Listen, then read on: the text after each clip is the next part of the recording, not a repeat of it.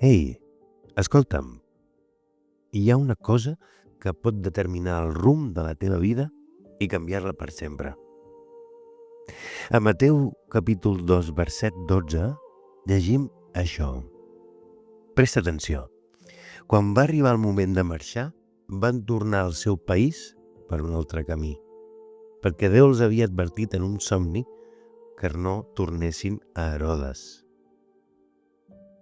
Els coneguts com els savis d'Orient acabaven d'oferir els seus presents al nen Jesús: or, encens i mirra.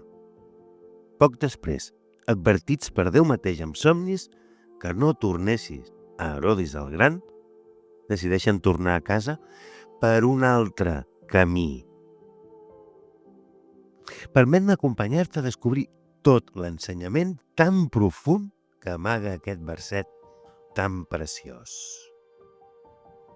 Potser has sentit parlar del Jesús històric. Avui m'encantaria molt que poguessis conèixer Jesús com a home. No és només un personatge de la història que puguis estudiar o del qual fins i tot puguis arribar a ser un expert. Si és així, glòria a Déu. Jesús és un home que va deixar una empremta incomparable en la història de la humanitat i que, a més, va ressuscitar. La seva resurrecció és tan real i tan poderosa que fa possible una cosa extraordinària, que avui no només el puguis conèixer com a figura històrica, sinó que puguis tenir una relació viva, propera i senzilla amb ell. Una cosa que no pots tenir amb cap altre personatge de la història, perquè ells no són vius i no són Déu.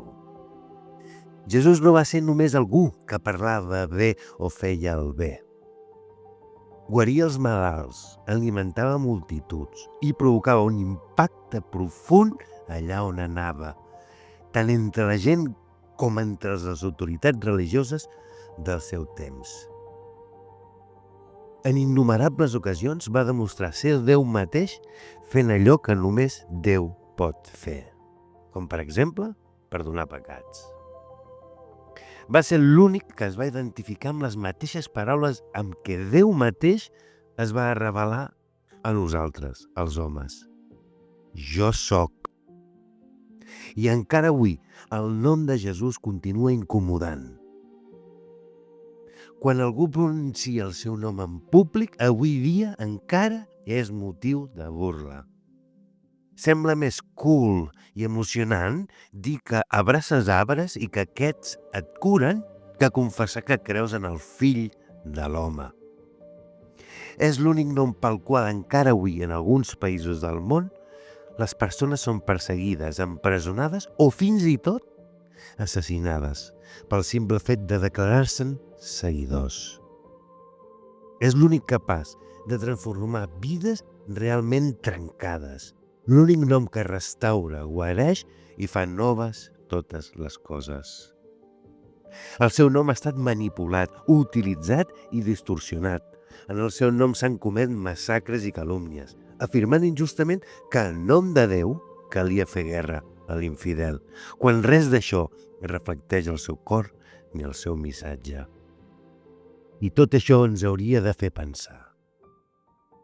Si Jesús no fos realment tan important, per què s'ha intentat desacreditar, silenciar i demonitzar el seu nom de tantes maneres? Ja en el seu temps el van anomenar boig i endimoniat, pel que deia i per qui era. I això em porta a pensar, i espero que tu també, que Jesús és realment la veritat.